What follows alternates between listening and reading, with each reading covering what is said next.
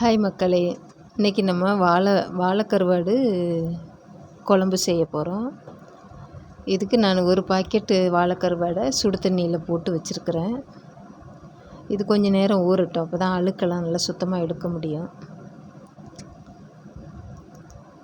இந்த வாழைக்கருவாடு செய்கிறதுக்கு நம்ம தேவையான பொருள்லாம் எடுத்து வச்சுருக்கிறோம். வெங்காயம், பச்சை மிளகாய், மாங்காய், தக்காளி, ஒரு 10 பல் பூண்டு எடுத்து வச்சுருக்குறோம். இது எல்லாமே குழம்புக்கு தேவையானதை எடுத்து வச்சுருக்குறோம். இதெல்லாம் கட் பண்ணிவிட்டு நம்ம இப்போ செய்யலாம்.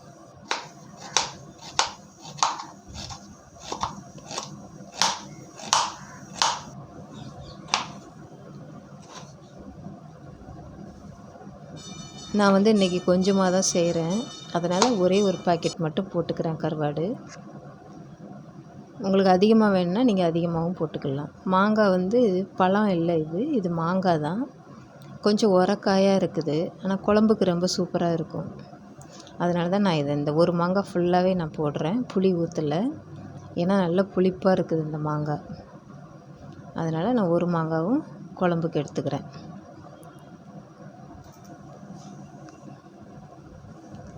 நம்ம எல்லாமே கட் பண்ணிட்டோம். இப்போ இந்த வாழைக்கருவாடை நல்லா க்ளீனாக சுத்தமாக கழுவி எடுத்துக்கலாம். அழுக்கு நிறைய இருக்கும் உள்ளே.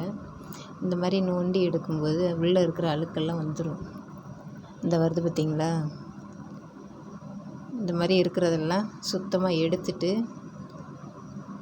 அப்புறம் ஒரு 4 தண்ணி விட்டு நல்லா வாஷ் பண்ணிவிட்டு அப்புறமா தான் நம்ம இதை உதிர்த்து எடுக்கணும். இப்போ நான் கழுவிட்டேன், உதிர்த்து எடுத்துகிட்ருக்குறேன். இந்த மாதிரி இருக்கிற அந்த சதைப்பத்தெல்லாம் நல்லா பிச்சு எடுத்துட்டோன்னா அது என்ன ரொம்ப அழுக்கு இருந்ததுனால நான் அதை உதிர்த்து போட்டுடலாம் அப்படின்னு அதை க்ளீன் பண்ணிகிட்ருக்குறேன். சுத்தமாக எடுத்துட்டேன். இதை வச்சு தான் நம்ம இன்றைக்கி குழம்பு செய்ய போகிறோம். ஒரே ஒரு பாக்கெட் தான் நான் போட்டிருக்கிறேன், கொஞ்சமாக தான் செய்ய போகிறேன். கடுகு போட்டுக்கலாம். அடுத்து பூண்டு போட்டுடலாம்.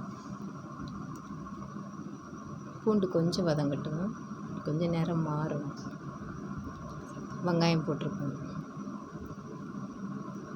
வெங்காயம் கொஞ்சம் நல்லா வதங்கின அப்புறமா தக்காளி சேர்த்துக்கலாம். கருவேப்பிலை போட்டிருக்கிறேன்.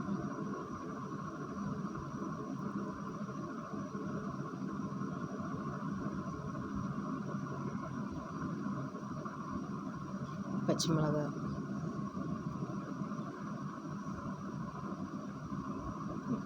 இப்போ இந்த உருளைக்கிழங்க தோல் வச்சுட்டு கட் பண்ணி வச்சுக்கலாம். நம்ம இதை குழம்புல சேர்க்க போகிறோம்.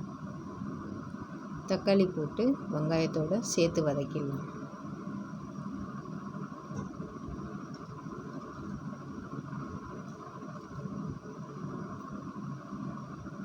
இந்த மாதிரி சின்ன சின்ன பீஸை கட் பண்ணி எடுத்து வச்சுக்கிடுவோம்.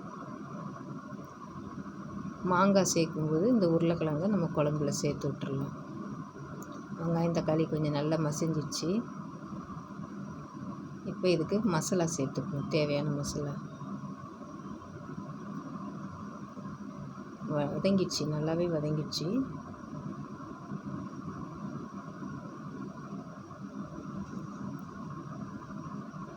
மஞ்சத்தூள் கொஞ்சம், சீரகப்பொடி கொஞ்சம், தனி மிளகாத்தூள் கொஞ்சமாக நம்ம சேர்த்துக்கலாம்.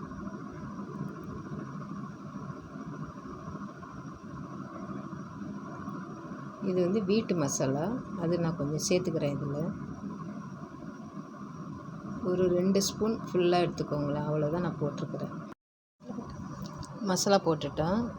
இப்போ இதுக்கு தேவையான அளவு கொஞ்சம் தண்ணி விட்டு கொதிக்க வச்சுருவோம்.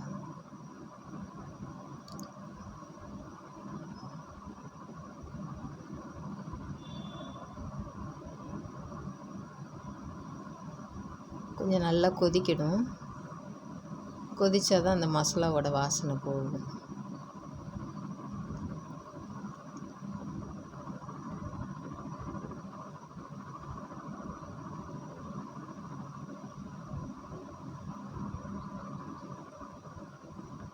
நல்லா கொதிச்சிருச்சு. மசாலா வாசனை எல்லாம் போயிட்டுருக்கும். கொஞ்சமாக நம்ம உப்பு சேர்த்துக்கலாம். மாங்காய், உருளைக்கிழங்க நம்ம அதோட சேர்த்துருவோம்.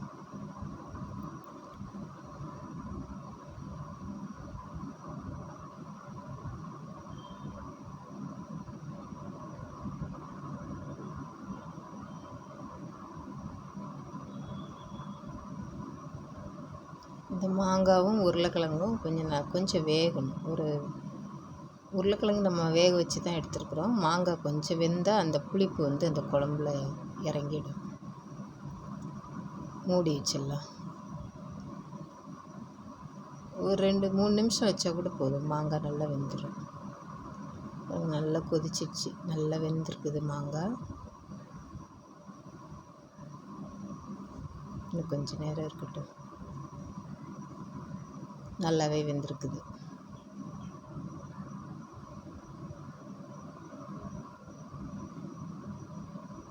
இப்போ நம்ம அந்த கருவாடை இதில் போட்டுடலாம்.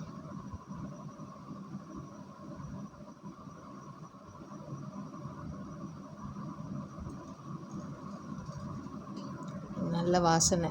கருவாடு வெந்த உடனே ஒரு நல்ல ஸ்மெல், கருவாட்டு மணம். நல்லா கெட்டியாகவும் ஆயிடுச்சு குழம்பு.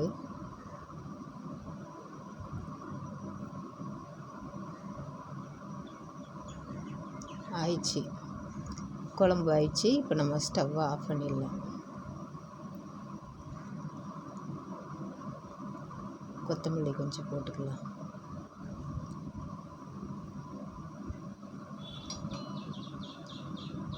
நல்லா திக்காகவே இருக்குது குழம்பு.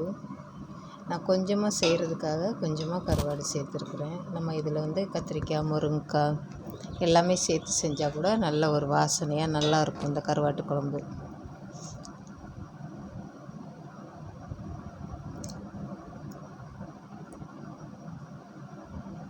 நீங்களும் செஞ்சு பாருங்கள். பிடிச்சிருந்தா லைக் பண்ணுங்கள், சப்ஸ்கிரைப் பண்ணுங்கள். தேங்க்யூ.